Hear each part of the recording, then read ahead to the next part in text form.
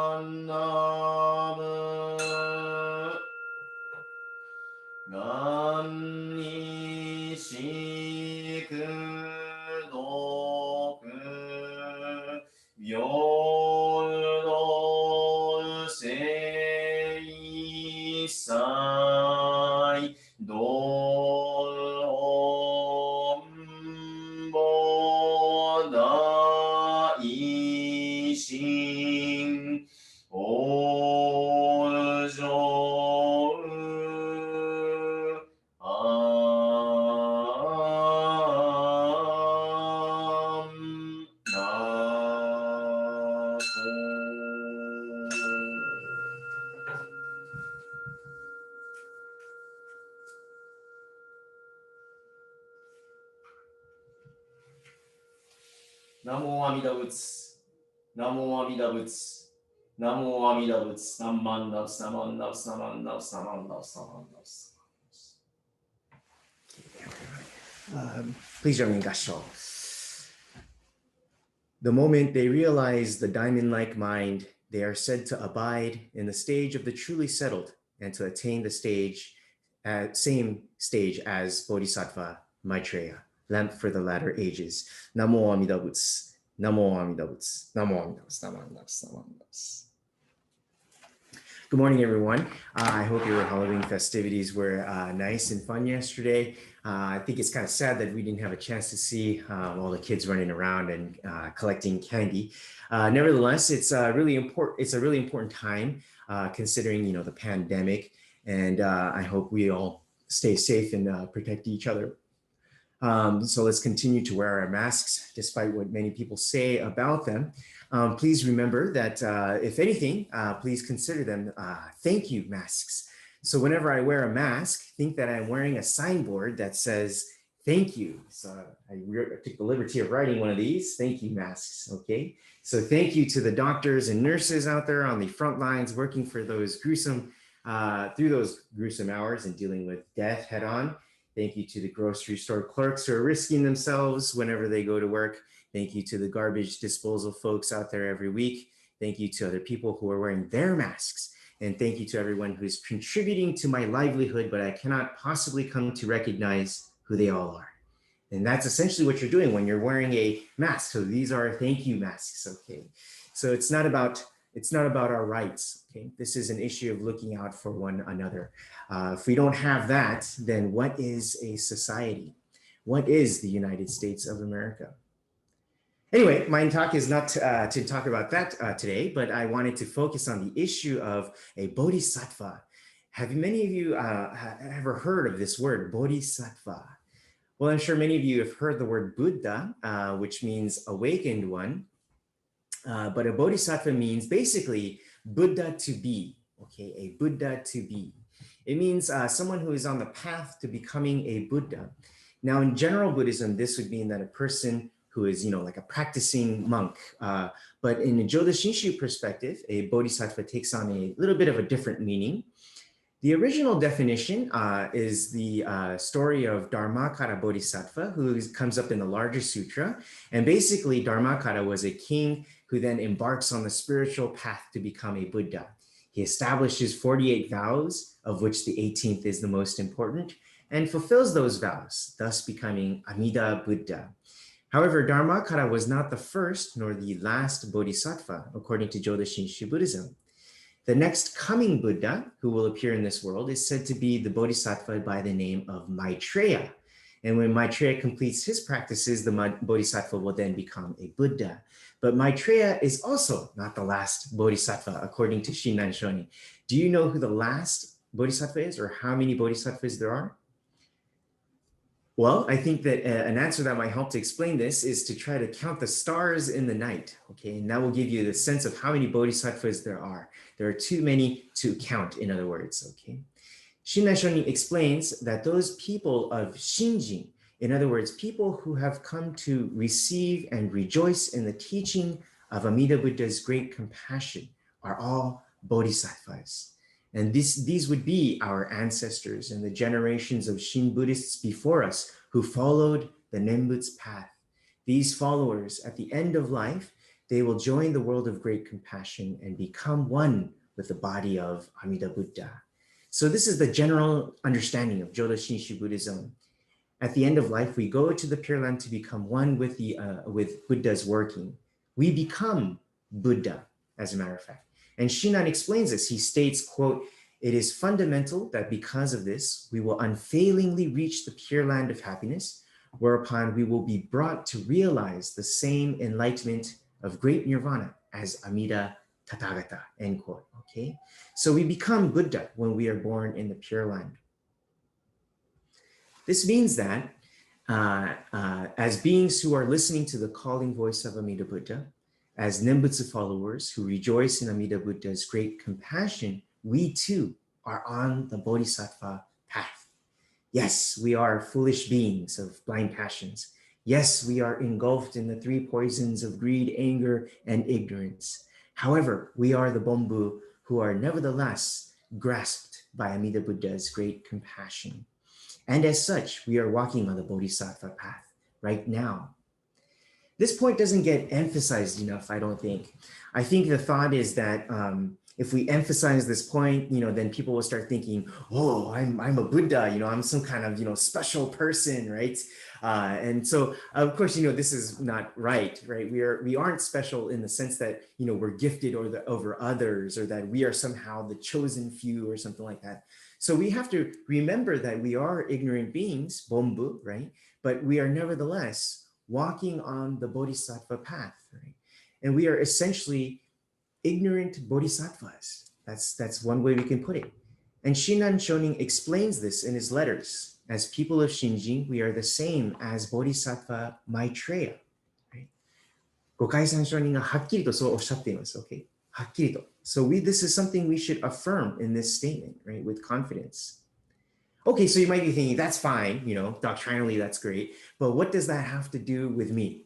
Why should I care as a normal everyday person, why I consider myself a person on the Bodhisattva path? Well, I'm glad you asked that question, because I'd like to read you the following piece that comes up in a book entitled 晴れてよし、降ってよし、いまを生きる. It's a book written by the Bukko-jiha, which is another Jodo Shinshu. They are different denomination, but they are nevertheless part of the Jodo Shinshu tradition. And in one of the quotes, it reads as follows. Salvation is not the answer. It is to find the question. The answer determines one's life, but the question prompts one to walk one's life. So I'll read that one more time. Salvation is not the answer. It is to find the question. The answer determines one's life, but the question prompts one to walk one's life, end quote, okay? It's kind of a difficult quote. There's a lot of things packed into that statement there. But basically, to begin with, Jodo Shinshu is a teaching of salvation. It's a teaching of Amida Buddha saving the sentient being from this world of delusion. Now, I'm very well aware of the fact that many Jodo Shinshu Buddhists do not like the word salvation because it carries with it many connotations with it, right? So in place of the word salvation, we can replace it with the phrase spiritual liberation. Spiritual liberation. In other words, the path to spiritual liberation is brought to us by Amida Buddha's great compassion. And often times we hear the phrase, life is a journey, right? Or something like, life is not about the destination, it's about the journey, right? Something of this sort, right? In other words, the answer to life doesn't come in some package at the end, right? It's not easy to find, it's not just given to you, right? It's the journey that takes you that is the actual gift, right? And the quote that I read to you right now that comes from this book is trying to get at the same thing, only with a Jodo Shinshu twist. It's to say that Amida Buddha's message of great compassion that spiritually liberates us is not the answer to our lives. Rather, that message brings us to the question of life. And that question is, how will you live your life? Many times we want religion to tell us how to live. We want religion to give us guidance and answers to tough questions in life. For example, why do I have to kill someone during times of war? Why do I have to kill animals and plant life in order to sustain myself?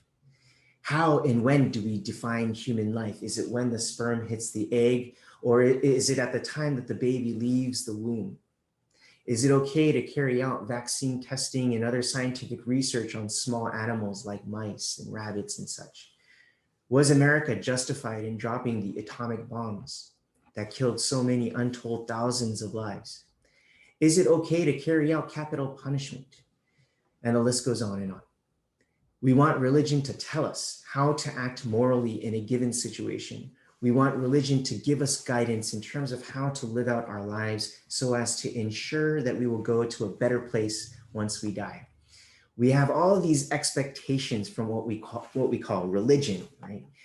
We want answers. And if we don't get those answers immediately, we get frustrated with it and we walk away. Especially in today's day and age where we demand instant gratification, right? With a click of a button, I can find out whether I had a physical knee injury or whether it was gout, right? With a click of a button, I can find the hours of the Oakland Zoo. With a click of a button, I can watch the latest, I don't know, UFC fight or find out the score of the game between the A's and the Angels or something like that. Instant gratification, right? Now, right? We have little patience for things that are not black and white. We have little patience for things that end in lukewarm answers to things that, or things that can't give us a straight answer, a yes or no answer. But the unfortunate reality is that most of these social issues are all gray in their answers, right? There is nothing black and white. Jodo Shinshu does not work in the same way that many people want religion to work. That is why many people get frustrated with this religion and then go off to some other school of Buddhism or go off to some other religion altogether. They say Jodo Shinshu is too wishy-washy, right, in its stance on social issues, or that it is too difficult to understand doctrinally, or that it's too Japanesey, right? But these are all answers that place expectations on Jodo Shinshu. Jodo Shinshu does not fit this mold that we try to force it to be. The other day, I read this funny article by Kodani Sensei. I hope I didn't offend him by calling his name out, but he wrote this funny article, and he said, when people say to him, Sensei, can you make a Dharma message that's a little bit easier to understand? And then he makes them easier. Then people will then say, oh, Sensei's talks are too easy and they're for like children, right? They don't address my needs as an adult, right? But then other times people will say to him, Sensei, can you make the talks geared more for adults, you know, and take on more nuanced issues, right? And so he obliges with that, right? Then people will say, oh, Sensei's talks are too complicated and academic. They put me to sleep and they have no relevance to my life, right? So either way, he finds himself in trouble. But people who complain about religion in this way aren't ready to listen, right? Listening actually is extremely difficult to do. Listening is the act of pausing the egocentric mind. It's very hard to do. Many times when we talk to other people, we're not really listening to what they have to say. Right? We're just kind of waiting for our turn to speak, or we are calculating how to respond, or we anticipate what they're going to say. We're always calculating in our mind. We're not really listening. But true listening is to pause the egocentric mind. It is the momentary apprehension of the calculating mind.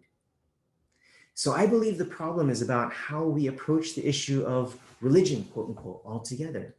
Jodo Shinshu is asking us to ask ourselves, question ourselves, what is the purpose of religion? Is it to give us a one-size-fits-all answer that dictates how everyone is supposed to live their lives?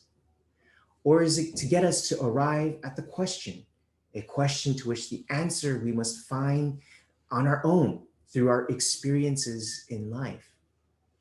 I think that's what Jodo Shinshu Buddhism is trying to get us to do, which is to question. Amida Buddha's great compassion provides us with a path to find the question in life, not the answer. It is about the question, not the answer. And that is why religion gets misunderstood as being too, or Jodo Shinshu gets misunderstood as being too open-ended, as if that's somehow a bad thing, or that it's not concrete enough, right? But you see, that is actually why this teaching is so profound. It is profound because each one of us has to find our answers uniquely and authentically with our own individual life experiences as proof of that understanding. So I just addressed to you the first half of this quote, but now I like to talk about this other part where it states, the answer determines one's life, but the question prompts one to walk one's life. Here it's saying that the question is something we can arrive at here and now in this life. The question prompts us to go forth and take action while in this life. In the context of our spiritual lives, when we awaken to Amida Buddha's great compassion, that is actually not the answer to life. Rather, Amida Buddha's great compassion gives us the strength and the hope to embark on our lives. In other words, Amida Buddha's great compassion takes us to the start line of the race.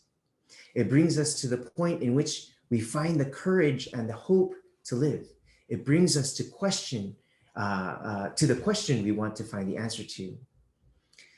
This might not be the best example, but imagine that you're outside walking, but you don't have any shoes on.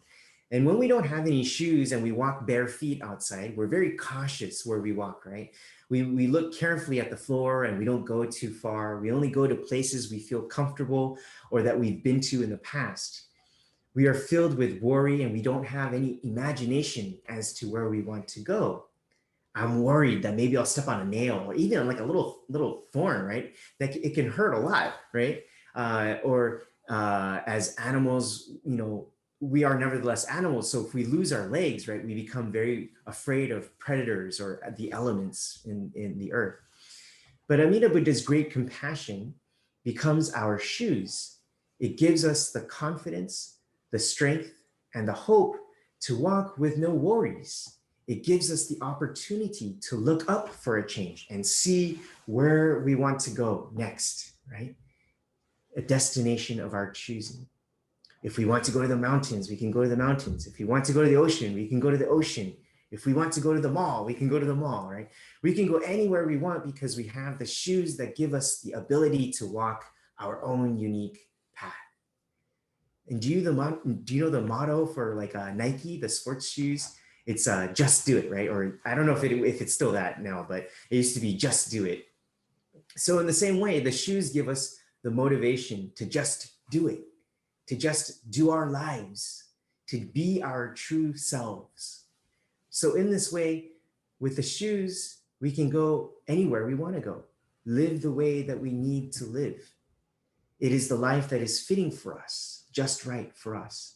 In the same way, Amida Buddha's great compassion does not tell us the answer, but rather provides us with the courage and the hope to find our path in life. So to tie this in with the Bodhisattva path, when we are given the mind of Amida Buddha's great compassion, the mind of true entrustment, we are given the shoes that encourage us to find and walk on our own unique path. Furthermore, the journey we embark on naturally becomes one of gratitude. As a doctor, you will be grateful in your work helping people. As a teacher, you will be grateful in your work teaching students. As a janitor, you will be grateful working to provide a safe and comfortable place for others. As a cook, you will be grateful in your providing nourishment for others around you. Amida Buddha's great compassion gives us the ability to determine what is the right and fitting lifestyle for us to live. So when we encounter the teachings of the Buddha, we're not given the answers to life. Rather, with the Buddha's teachings, we come to the start line. And when we recognize that, we are given the motivation, the hope, the encouragement to live. How we go about our lives is up to us to decide. But we should not forget that whatever path that we choose, the Buddha Dharma is always alongside with us the whole way. So let us walk together on the Bodhisattva path with joy and gratitude together. Please join me in Gassho. The moment they realize the diamond-like mind, they are said to abide in the stage of the truly settled and to attain the same stage as Bodhisattva Maitreya. Namo Amida Butsu. Namo Amida Butsu. Namo Amida Butsu. Namo Amida Butsu. Thank you very much.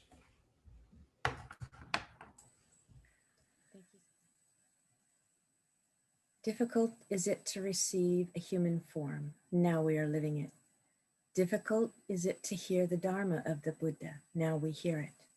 If we do not cross over to the truth in this present life, in what life shall we cross over?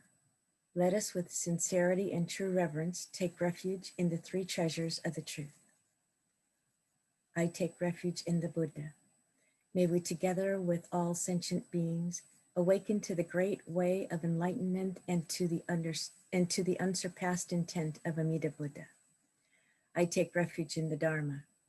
May we together with all sentient beings enter the storehouse of the Dharma, becoming like the wisdom ocean. I take refuge in the Sangha. May we together with all sentient beings become units in true accord in harmony with all things. The peerless, profound, and wondrous Dharma is rare to encounter, even in many hundreds and thousands of kalpas. Now we are privileged to hear and receive it. Let us thoroughly understand the true meaning of Tathagata's teachings. Namo Amida Butsu. Namo Amida Butsu. Namo Amida Butsu. 人参受けがたし、今すでに行く。仏法聞きがたし、今すでに聞く。好み根性に向かってどせずんば、さらにいずれの章に向かってか、好みをどせん。大衆もろともに、指針に参謀に帰依し、立て祀るべし。自ら仏に帰依し、立て祀る。まさに願わくば主情とともに、大道を体現して無常意を起こさん。自ら法に帰依し立て祀る。まさに願わくば主情とともに、深く教蔵に入りて知恵海のごとくならん。自ら僧に帰依し立て祀る。まさに願わくば主情とともに、大衆を通りして一切無下ならん。無常人人未明の方は、百千万号にも愛用ことがたし、我今検問し、授事することを得たり、願わくは如来の真実義を下し立て祀らん。ナマンダ、ナンマンダ、サンマンダ、ナマンダ、サンマンダ、サマンダ、サンマンダ、サンマンダ。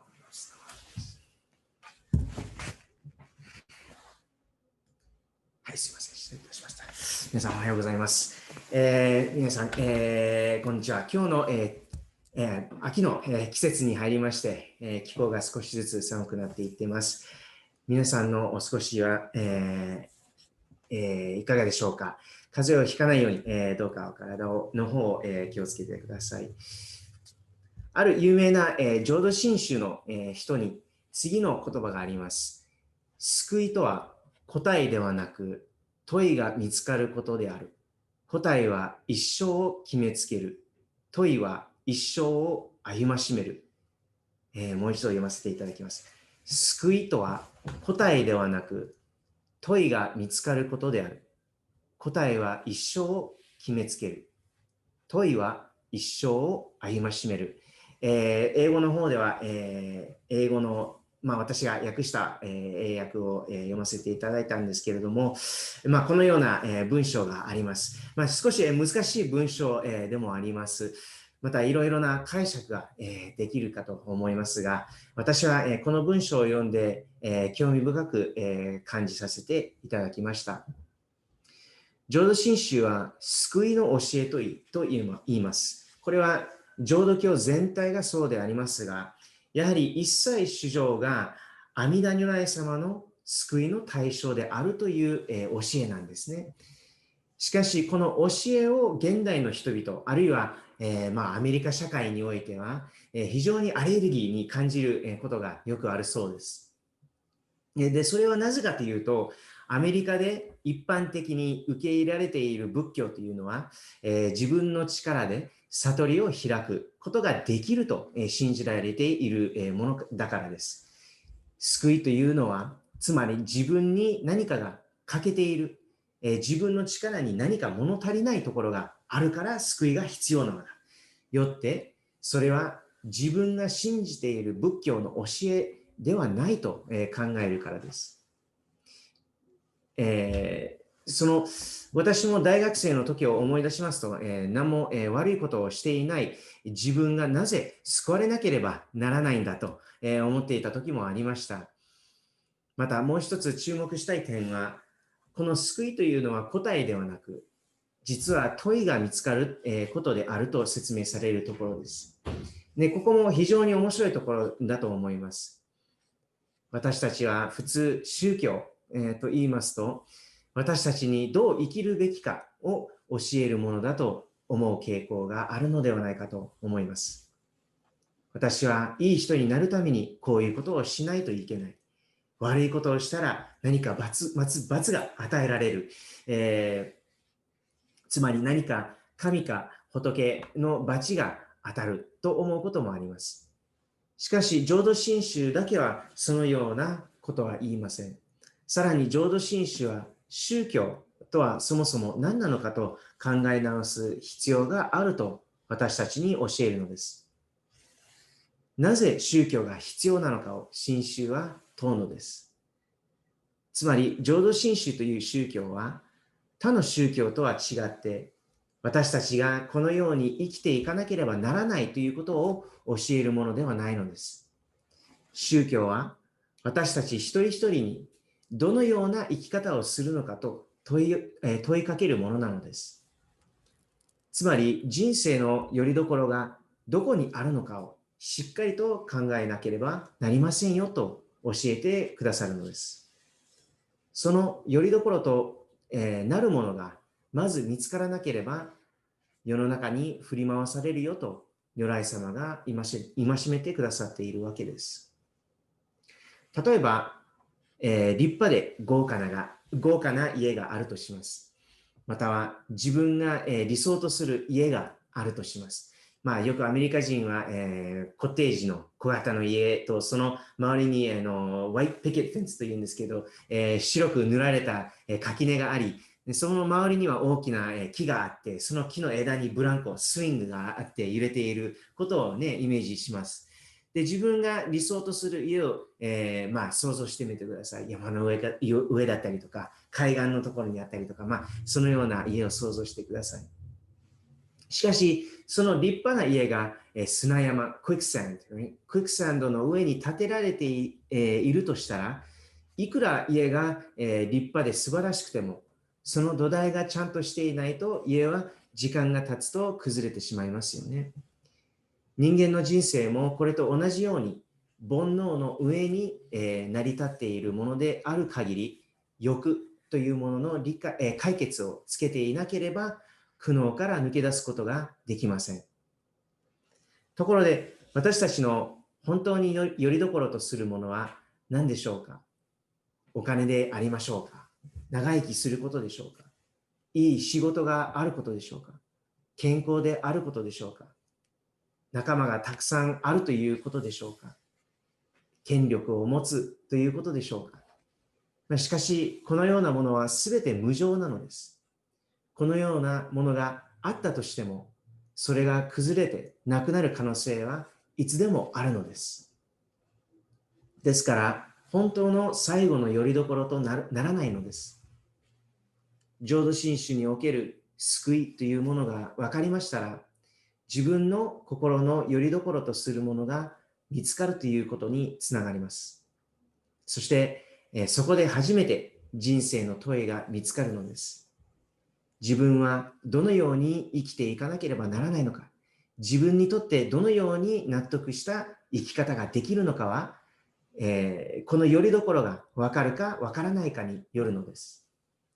先ほど申しました家の例ですが、阿弥陀如来の救いの働きを心の中に受け止めることがしっかりとした土台の上に立つということです。しっかりとした土台がありましたら、家をどんなに作ってもその家は崩れません。自分の好きな家が作れるわけです。で、格闘技とかスポーツも一緒なんです。まず基本を練習して、その基本をマスターしたらやがて、自分のスタイルが、自然と出てきます。自分なりのスタイルが出てくるわけなんですね。で、これは日本的な考えではないのです。実はその元は仏教的な考えなのです。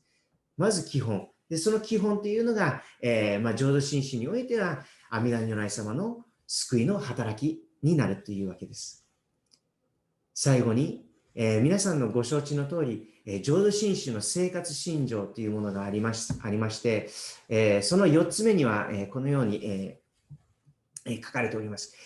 御仏の恵みを喜び、互いに敬い助け合い、社会のために尽くします。御仏の恵みを喜び、互いに敬い助け合い、社会のために尽くしますとあります。